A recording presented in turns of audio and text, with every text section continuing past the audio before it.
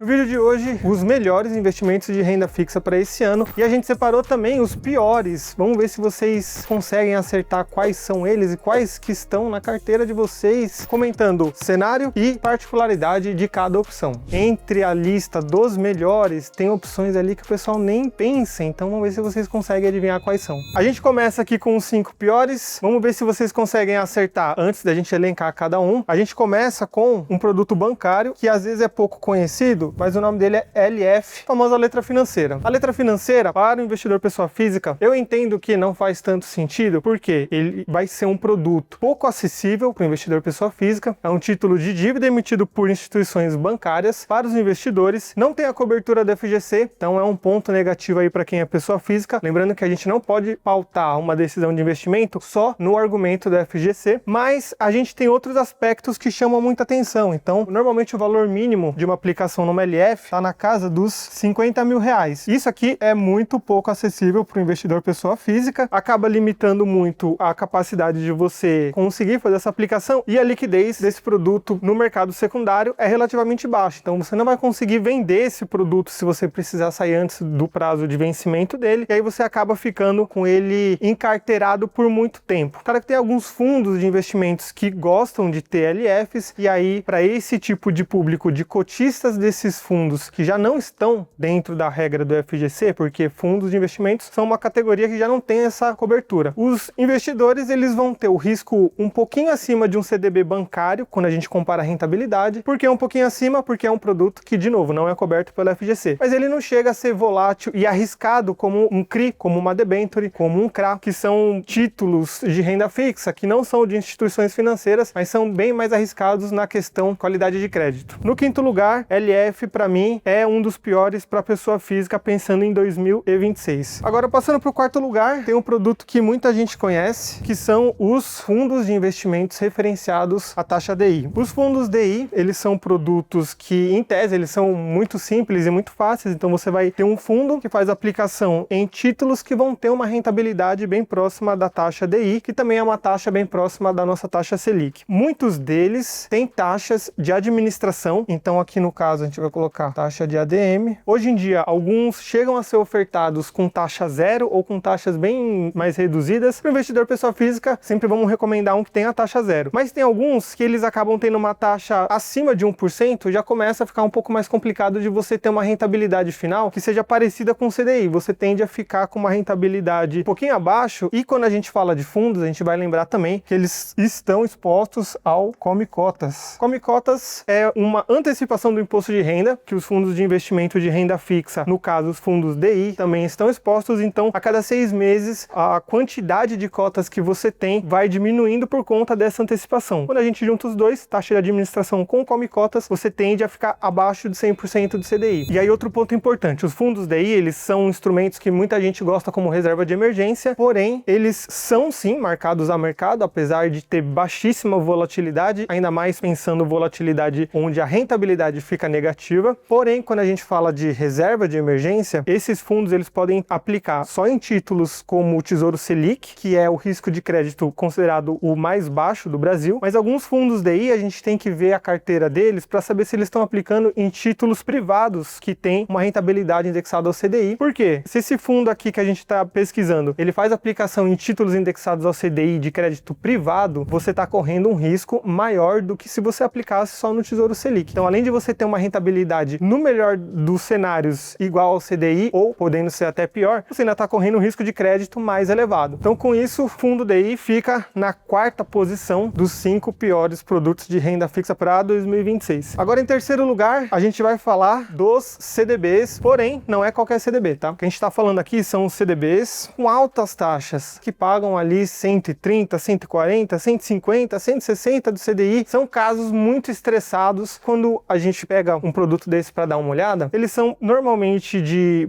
instituições financeiras bem mais arriscadas, então para que eles consigam fazer essa captação, o investidor ele acaba pedindo essa rentabilidade a mais. Então, como não existe dinheiro de graça, às vezes você olha um número ali e fala, poxa, tá pagando bem. Quando eu comparo com um outro nome aqui na minha plataforma, esse aqui é o que mais está pagando. Mas é aí que mora o risco. Então aqui você vai ter altas taxas, e aí o caso do Banco Master foi um caso que o mercado financeiro, olhando ali do ponto de vista de renda fixa, tomou muito susto e acabou aprendendo bastante com isso. Quando a gente está falando de uma instituição muito arriscada, alguns investidores chegam ao ponto de comprar o CDB pensando, poxa, mas se a instituição cair, se ela entrar em recuperação judicial ou liquidação extrajudicial pelo Banco Central, o FGC vai salvar. Mas aí que está o problema, você, além de não dever contar com o FGC, porque aí só lembrando, o FGC é o Fundo Garantidor de Crédito, ele funciona como um seguro de carro para o seu carro, só que se você está comprando o carro pensando já em acionar o seguro, aí o problema está um pouco com o motorista, não é não? Então, o que fica aqui de aprendizado do caso Master? A demora no pagamento do FGC, primeiro que ela não tem um prazo fixo, então você não tem exatamente daqui tantos dias eu vou receber. Segundo, o FGC tem uma capacidade limitada de recursos para conseguir fazer esse pagamento, então no caso de uma quebradeira ali mais institucional e também sistêmica, os investidores podem ter um prazo ali maior para conseguir ter esse recebimento, ou então, em um caso mais extremo, podem até ficar fora da cobertura do FGC, então sempre ficar de olho nisso, tá certo? Risco FGC no nosso terceiro lugar. Indo agora para o segundo lugar, a gente vai falar de mais um tipo de CDB, que hoje em dia ele está cada vez mais difícil de ser encontrado, que é aquele CDB com uma taxa menor que 100% do CDI. Isso aqui a gente já está englobando CDBs com liquidez diária e sem liquidez diária. Lembrando, a taxa CDI ela está muito parelhada ali com a taxa Selic, que é a taxa livre de risco da economia. O que acontece? Se a gente vai emprestar dinheiro para um banco e o banco fala que vai pagar para a gente menos do que a taxa livre de risco, qual que é o sentido da gente emprestar para o banco? Já não é melhor a gente emprestar para o governo e aí aplica num Tesouro Selic, ganha 100% da Selic e aí você tem uma rentabilidade melhor. Lembrando que outro ponto importante é, quando o banco emite um CDB, ele vai fazer a captação e vai emprestar esse dinheiro que você emprestou para ele vai emprestar para os clientes dele para fazer essa máquina toda girar. Quando a gente olha tesouraria de banco, o Banco Central exige que os bancos que emitem CDBs tenham uma reserva de emergência deles depositado lá no Tesouro Nacional através do Banco Central. Então, como que isso acontece? Se você abrir ali a carteira dos emissores de CDBs, a reserva de emergência deles é o Tesouro Selic que está depositado no Banco Central. Então, ao invés de você ter esse intermediário aqui, já aplica logo no Tesouro Selic. Você já tem uma rentabilidade igual a que a gente teria aplicando na famosa LFT, que é o nome técnico do Tesouro Selic. Com a popularização dos RDBs, CDBs de liquidez diária, contas remuneradas e outros instrumentos de renda fixa, esse produto ele tende a cair em desuso, o que é uma coisa boa, mas é sempre bom a gente ficar de olho aberto. Com isso, segundo lugar dos piores para 2026, temos aí CDBs com taxa menor que 100% de CDI. Para surpresa de 0 pessoas, temos aqui o campeão, primeiro lugar, quem que é? A poupança. Só assim para a poupança ficar em primeiro lugar numa lista de produtos de renda fixa, porque a poupança não é um produto vantajoso, não era quando a taxa Selic estava ali perto dos 2% e continua não sendo vantajoso com a taxa Selic em 15%. Só fazendo uma recapitulação, a taxa Selic, quando ela está acima de 8,5%, o investidor aqui ele vai ter uma rentabilidade de 0,5% ao mês, mais a TR, que é a taxa referencial, que inclusive eu já vou falar um pouquinho dela. Quando a Selic está igual ou maior do que 8,5%, você não surfa essa alta da Selic, você vai pegar 70% da Selic mais a TR, que é essa taxa referencial. E ainda tem a questão do aniversário. Então você tem que fazer um investimento na poupança, esperar 30 dias para aí sim ter a rentabilidade. Esperou durante 29 dias, precisou sacar, você perde a sua rentabilidade e você está correndo um risco aqui que nem se compara ao risco do Tesouro, que o Tesouro Nacional, através do Tesouro Direto, você vai estar exposto a um risco de crédito de praticamente zero, e aqui você está exposto a um risco igual ao do emissor de CDB, porque é um banco que vai te dar essa poupança, tá bom? E aí, só para a gente ter efeito de comparação, a Selic a 15% ao ano hoje vai te render algo próximo a 1,17% ao mês, aproximadamente, e a TR nos últimos 12 meses ficou na média em 0,16%. Então esse a mais que você tem de rentabilidade da TR acaba nem fazendo diferença. Então aqui é tanto problema que nem cabe se a gente for colocar tudo aqui, mas tem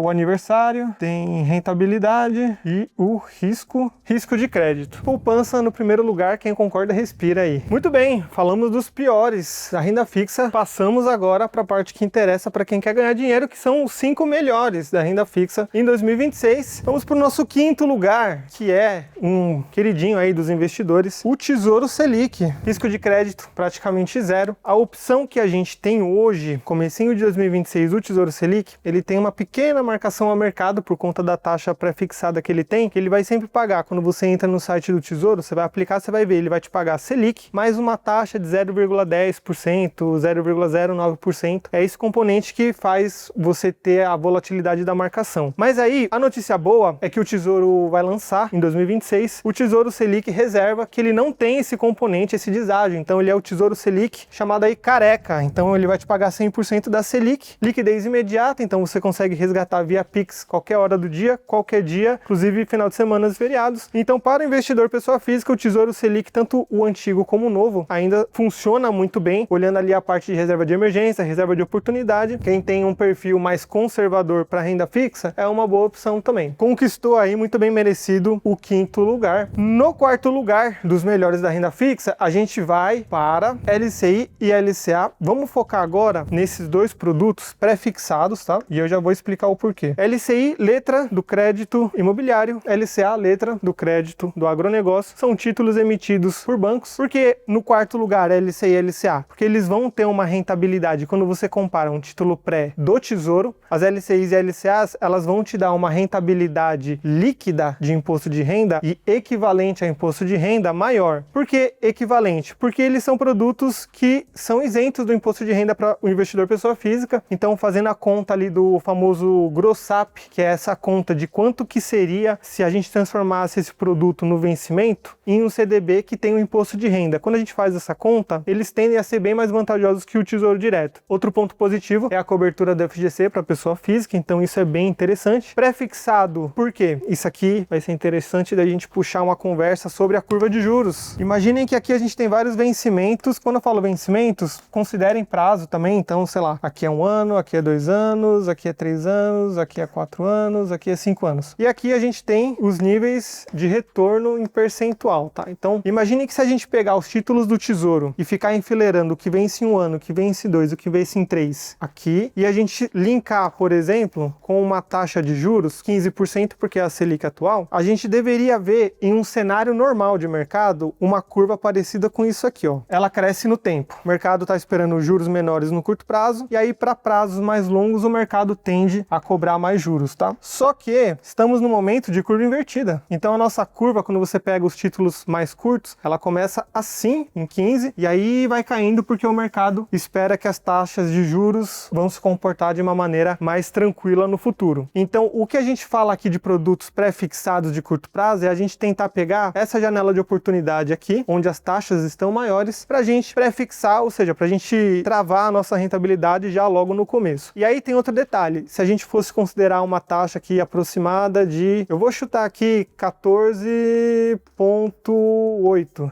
de rentabilidade. Vamos simular uma LCI ou uma LCA. Quando você faz a conta do GROSSAP, essa rentabilidade sobe, por exemplo, para 15,50. Por quê? Na renda fixa, a gente tem aquela janelinha de imposto de renda, de alíquotas, e quanto menor o prazo, maior a alíquota de imposto de renda. Se a gente estiver falando de um título que vai vencer em até 6 meses, você vai ter 22,5% de imposto de renda sobre o que você tiver de lucro na operação de renda fixa. Quando você faz o cálculo da rentabilidade equivalente, quanto maior o percentual da renda fixa tributada equivalente, maior vai ser o seu resultado final de rentabilidade do produto isento. Então a gente está aproveitando dois cenários positivos, taxas mais altas no curto prazo e vencimentos mais curtos, onde você vai ter um imposto de renda maior para outros produtos como CDBs, mas LCIs e LCAs se beneficiam de serem isentos. 4º lugar, com LCI e LCA pré, eu vou dar um prazo aqui de mais ou menos 1 ano até 2 anos, para a gente usar como referência para conseguir capturar essa curva de juros invertida. Vamos para o terceiro que vai parecer bastante, mas tem uma diferença crucial, tá? LCI e LCA, só que esses aqui indexados ao IPCA, mais uma taxa de juros. Vamos falar um pouquinho desses produtos? A gente já sabe o que é uma LCI, o que é uma LCA, a gente só vai mudar aqui o indexador para que, lembrando, LCI e LCA, vocês vão encontrar sendo emitidas por bancos com vencimentos a partir de 6 meses. De 6 meses para frente a gente consegue encontrar LCI e LCA pré-fixada. A LCI e a LCA indexadas ao IPCA, por conta de regulamentação, elas têm que ter um vencimento mínimo de 1 ano. Então aqui a gente já vai considerar a partir sempre de 1 ano para mais. Por que ela está em 3º lugar e não aqui empatada em 4º lugar? No caso da LCI e LCA pré, se as taxas em um cenário muito apocalíptico, então vamos supor aqui que alguma coisa muito ruim piorou a perspectiva de cenário, então, sei lá, a inflação bateu 200%, vou estressar ao máximo aqui para ficar mais claro. Se você pré-fixou a sua taxa em 15%, por exemplo, essas taxas de mercado sobem, você está deixando de ganhar o que você poderia ganhar num título pós-fixado, porque o pós-fixado ele vai seguir o que acontecer com a taxa DI, a taxa CDI, que acompanha a nossa Selic e que também acaba sendo muito comparável com os ativos pré-fixados. De maneira bem resumida, você acha que as taxas de mercado vão cair? Pegaria um pré. Você acha que as taxas de mercado vão subir? Pega um pós-fixado. E se você não sabe nenhum nem outro, que é o que acontece muito, você pega um IPCA, que é um título que ele vai te proteger da inflação. Então, se a inflação subir ali para 200%, em um ano você vai receber 200% mais a taxa que você contratou aqui. Então, vamos supor que você pegou um título IPCA mais 7%. Se a inflação for para 200, você vai ganhar 200% mais 7%, que já é um bom negócio, né? Então, aqui está em terceiro lugar esses ativos indexados ao IPCA, porque eles te protegem da inflação. Vamos supor que, nesse caso, onde tudo ficou pior, você só levar no vencimento esse ativo aqui, que você tem um ganho real acima da inflação garantido. Então, para o investidor que não quer correr o risco de ficar atrás da curva aqui, tentando adivinhar se vai melhorar ou se vai piorar as taxas, se as taxas subirem por conta do IPCA, você ganha na ponta do IPCA. Se as taxas caírem, você ganha na ponta pré-fixada, que é o IPCA mais 7%, IPCA mais 6%. Destaque também para essa parte de que esses produtos são isentos de imposto de renda para o investidor pessoa física, vale muito a pena, tá certo? Então vamos agora para o segundo lugar. No segundo lugar, a gente tem uma classe chamada FII Infra. Os FII Infra são nada mais que fundos de investimentos do setor de infraestrutura. Para o investidor pessoa física, são fundos que são negociados em bolsa, então você tem liquidez na maioria deles. Nos maiores você vai conseguir comprar e vender com o preço de tela ali no home broker. São instrumentos de renda variável, apesar deles terem ali ativos que são de renda fixa dentro desses fundos, mas para o investidor pessoa física tem outro ponto legal, que é a isenção do imposto de renda, tanto no que ele receber de dividendos, de proventos, de pagamento de juros, qualquer tipo de pagamento que o FII Infra for fazer, pessoa física tem a isenção total, e também o ganho de capital quando faz a venda. Então, eu consegui lucrar 5%, 10%, na hora que vai fazer a venda, pessoa física está isenta. Outro ponto positivo é que, como a carteira está exposta normalmente ativos indexados ao IPCA, a gente volta aqui na nossa curva de juros, e esses títulos são debentures indexadas ao IPCA. Debentures são títulos que têm um prazo um pouquinho maior, então eles podem ficar mais ou menos nesse quadrante aqui da curva. O que acontece? Hoje em dia, apesar da gente ter taxas muito altas no curto prazo, as taxas de longo prazo também estão elevadas, mas não tão elevadas quanto 15% da Selic de hoje. Então o mercado já fala muito em quando essa ponta da curva começar a cair, a ponta mais longa também deve acompanhar. E aí, com isso, quem tem ativos que estão aqui se beneficiando dessa parte da curva, que tem ativos pré-fixados ou indexados ao IPCA, vão se beneficiar quando o mercado der uma arrefecida aqui nas taxas. Isso é muito bom, porque quando a gente fala de uma operação de marcação ao mercado, que é esse caso aqui, onde a gente espera uma melhora de curva de juros para a gente ter uma rentabilidade melhor, a gente depende da liquidez dos títulos para a gente poder comprar e depois vender, e a gente depende de um mercado bem eficiente. Para a pessoa física que aplica diretamente nesses títulos, por exemplo, nas debêntures incentivadas, às vezes você sair no mercado secundário com um volume baixo, você não consegue com tanta facilidade. Então é por isso que muita gente se pergunta, por que eu vou delegar isso aqui para um fundo, sendo que eu posso aplicar? E aí o fundo, o FII Infra, ele vai poder diversificar a carteira, ele vai poder analisar todos os ativos que ele vai investir de uma maneira muito mais profissional do que 99,9999% dos investidores pessoa física. E aí lembrando que esses 0,0001 são os gestores como pessoa física analisando, tá? Tem tudo isso, o gestor ele tem acesso a mercados, tem acesso à liquidez, ele consegue vender com muito mais facilidade e ele sabe o melhor momento para vender e realizar o lucro. Então o FII Infras aqui pra gente acaba ocupando um lugar de muito destaque. E aí, inclusive, eu vou aproveitar para falar sobre um FII Infra que a gente recomenda aqui na Finclass. Lembrando que se vocês tiverem dúvida ou curiosidade para saberem os outros ativos que a gente recomenda, tanto de renda fixa como de outras classes de ativos, assinando a Finclass vocês têm o acompanhamento dos analistas e todas as coberturas e carteiras recomendadas, tá? O FII Infra que a gente recomenda aqui, que a gente pode usar como parâmetro, é o Juro 11, que é um dos maiores, se não o maior FII Infra hoje que a gente tem na Bolsa Brasileira, muito conhecido, gestão da Sparta. Então quem tiver dúvida pode acessar o site da Sparta ou acessar as carteiras recomendadas aqui da Finclass, e você fica exposto a essa melhora de curva, tem uma diversificação muito boa da carteira, e para o investidor pessoa física você tem uma praticidade muito grande para comprar e vender. Com isso, chegamos ao segundo lugar e vamos para o primeiro, que eu acho que é o que muita gente está querendo ver, qual que é essa primeira opção, tá? Só lembrando, todos esses que a gente está listando listando aqui, eles têm que se adequar ao seu perfil do investidor, tá? Então não adianta você pegar um FII Infra, se você tem um perfil extremamente conservador, você tem que se adequar para, por exemplo, produtos do Tesouro Selic, ou um produto bancário, sempre ter essa responsabilidade, tá? Porque esse aqui é um produto de renda variável invariavelmente, né? Porque a gente está falando de um ativo negociado em bolsa. E em primeiro lugar, a gente tem o Tesouro Renda Mais 2065. E aí você fala, pô, Edu, por que você falou sobre encontrar um perfil conservador e normalmente para o Tesouro, nesse caso aqui o Tesouro Selic? Posso ir para o Tesouro Renda Mais? Vamos explicar rapidinho. O que é o Renda Mais? Ele nada mais é do que um Tesouro IPCA+,